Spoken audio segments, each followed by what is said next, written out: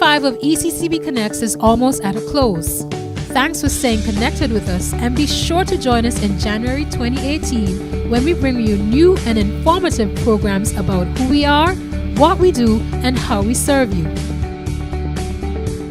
Hi, and welcome to another episode of ECCB Connects.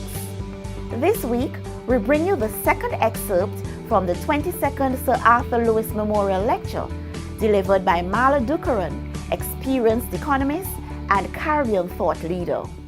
The second disruptive reform I believe we need in this region in order to build resilience, reduce poverty, and secure sustainable socioeconomic development is the creation of a regional digital payments ecosystem which has the power to achieve universal financial inclusion and eliminate the need to use hard currency for intra-regional financial transactions.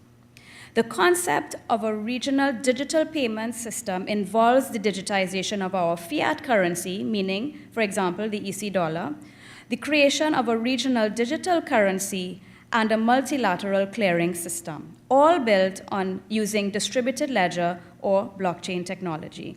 As Sir Arthur's mother had taught him, which surely empowered him to excel, anything the Europeans can do, we can do too. Already the Finns, Swedes, Norwegians, Estonians, and other countries around the world are building increasingly digital payments ecosystems and cashless societies. What about us?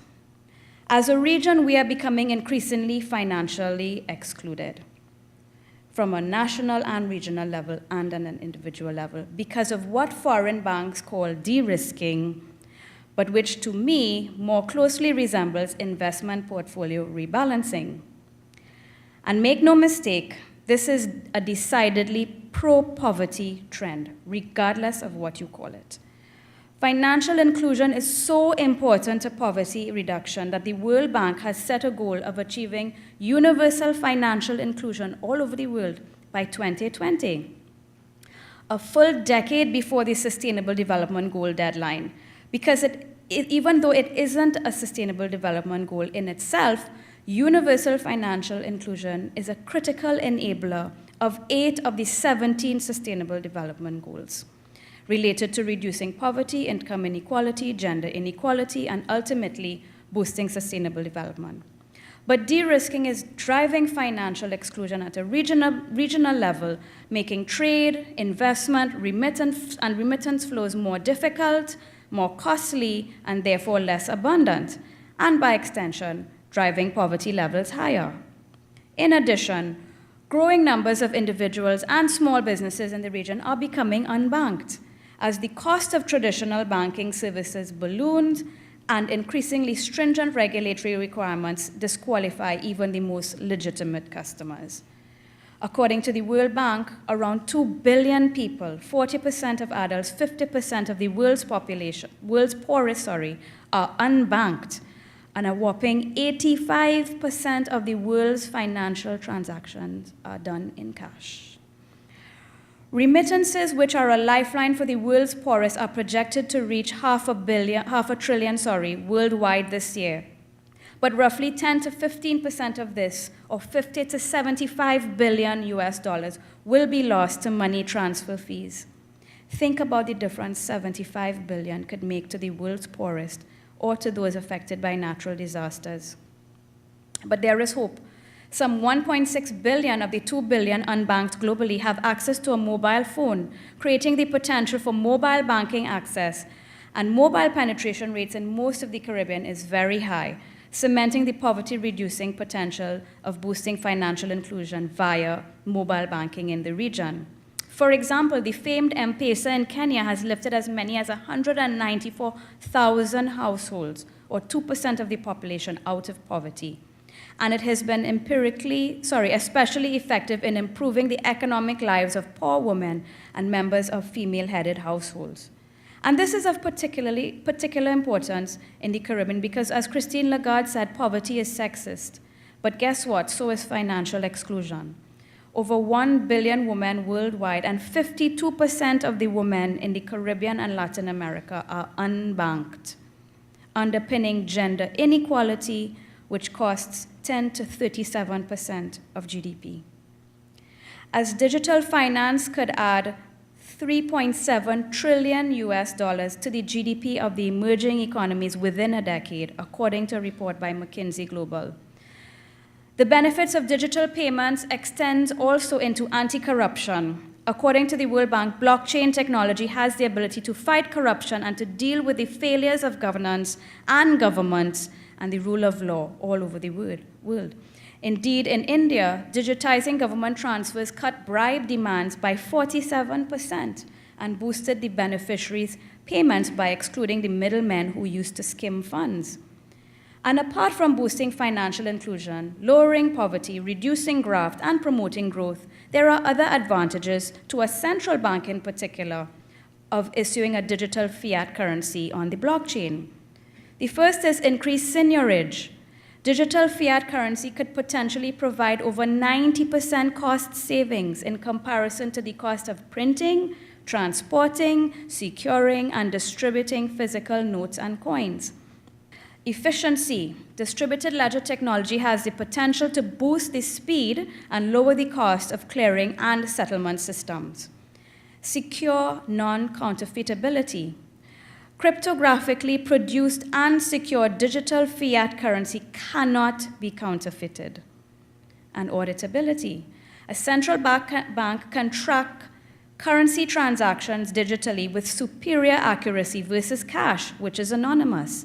This means that anti-money laundering and counter-terrorist financing requirements will be more stringently adhered to. And higher transparency in financial transactions also means that governments will be able to capture more revenue. Therefore, digital fiat currencies and a regional digital currency have the power to make domestic and intra-regional payments more compliant with regulations, more efficient, virtually frictionless, more transparent, and much less costly. The fact that we use US dollars for intra-regional transaction to me is absolutely absurd. A regional digital currency potentially eliminates the need to use US dollars for intra-regional trade, saving precious foreign currency reserves. The thinking behind this is not new.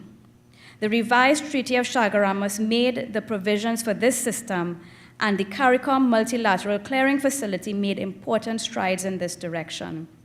Building on this history and experience, our goal at BIT is to create a synthetic monetary union on the blockchain through the use of digital fiat currencies, and to create a multilateral clearing and settlement facility for the Caribbean.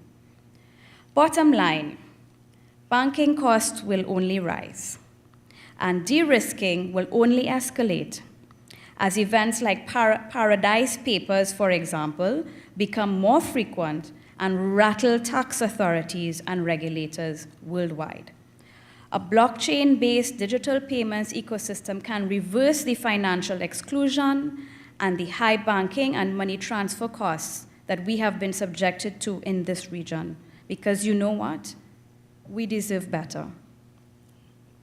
And finally, but in my heart, the most important idea that I want to leave with you this evening is that our resilience, our socio-economic development, and indeed, our very survival in the Caribbean and worldwide depends on girls.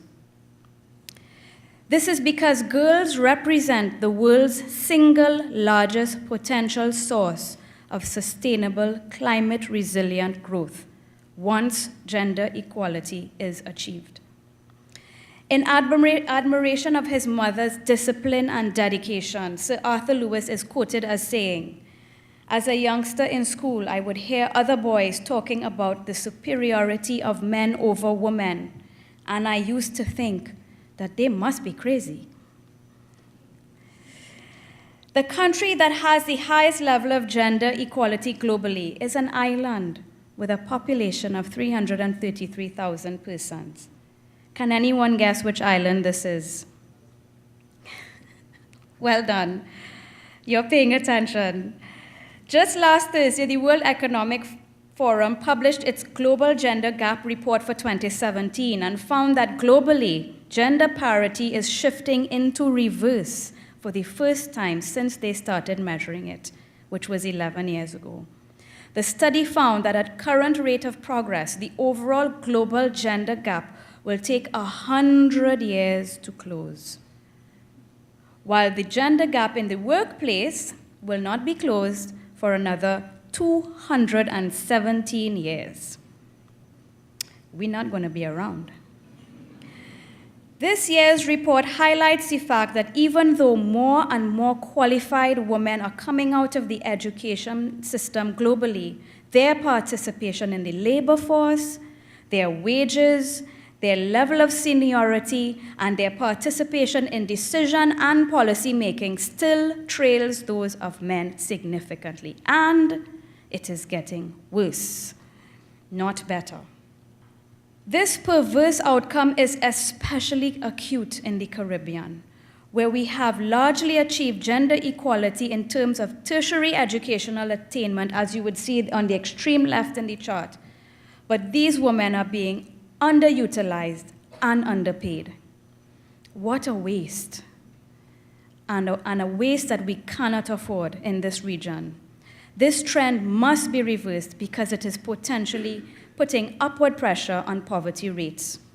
According to the report, Barbados ranks the highest in the region at 23 out of 144 countries and remains amongst the best performing countries in the region and the world on closing the economic participation and opportunity gender gap, achieving parity at the level of female legislators, senior officials, and managers. Barbados continues to take the top rank amongst the Caribbean nations, followed by Cuba at 25th, Bahamas at 27th, and Jamaica at 51st, which this year sees progress reversing on political empowerment. I think maybe that's because of the election. Healthy life expectancy and wage equality for similar work. The Dominican Republic at 70th, Belize at 79th, and Suriname at 86th. See notable progress in closing their overall gender gaps due to improvements on, respectively, their health and survival, economic participation and opportunity, and political empowerment. Studies demonstrate that gender equality and women's empowerment are central to economic development as well as environmental sustainability. McKinsey Global Institute found that if women were to participate in the economy identically to men, in 8 years, by 2025, we could add globally as much as $28 trillion or 26% to annual global GDP. This is roughly the combined size of the economies of China and the US in 8 years. Companies with female executives perform as much as 57% better than companies with no women at the top. But globally, there are powerful factors preventing gender equality from becoming a reality. A recent study by the World Bank indicates that 155 out of the 173 economies it covered have at least one law impeding women's economic opportunities. Women devote 1 to 3 hours more a day to housework than men, 2 to 10 times the amount of time a day to care for the elderly, for children and the sick, and 1 to 4 hours less a day to market activities, meaning employment, most likely. In the EU, 25% of women report that care and other family responsibilities are the reason for not participating in the labor force, versus only 3% for men. So what to do? Well, the most gender equal place on earth, Iceland, took the following measures to promote gender equality. First, the Icelandic people recognize that gender equality does not come about on its own accord. Deliberate efforts by the government has to be made and policies have to be implemented. It requires the collective action and solidarity of women, human rights defenders, political will, and tools such as legislation, gender budgeting, and quotas. On the political front, women's solidarity by means of political organizing has been instrumental in promoting gender equality in Iceland. During the period 1915 to 1983, only 2 to 5% of members of parliament were women. But in 2016, women accounted for 48% of elected representatives in parliament in Iceland. Are we in the Caribbean prepared to treat our women and girls fairly, pay them equally, and provide them with the same opportunities as men in order to reap the benefits of lower poverty and higher levels of sustainable socio-economic development? Or will our egos and insecurities perpetuate the gender bias that increases the probability of persistent poverty? In concluding, I want to reiterate my view that in order to achieve resilience and secure sustainable socio-economic development, we must legislate appropriate fiscal responsibility frameworks. We must achieve universal financial inclusion, and we must establish gender equality. And I want to ask each of you here this evening, how committed are you to making a difference in this region in whatever way you can? As anthropologist Margaret Mead famously said, "Never doubt that a small group of thoughtful, committed citizens can change the world. Indeed, it is the only thing that ever has." I thank you for your time, your patience, and your attention. Thank you. To view any episode of ECCB Connects, anytime, any place, at your convenience, check out our YouTube channel, ECCB Connects. Season 5 of ECCB Connects is almost at a close. Thanks for staying connected with us, and be sure to join us in January 2018 when we bring you new and informative programs about who we are, what we do, and how we serve you. This is where we end this week's episode of ECCB Connects. Thank you very much for watching, and do join us again next week when we'll be back with another program.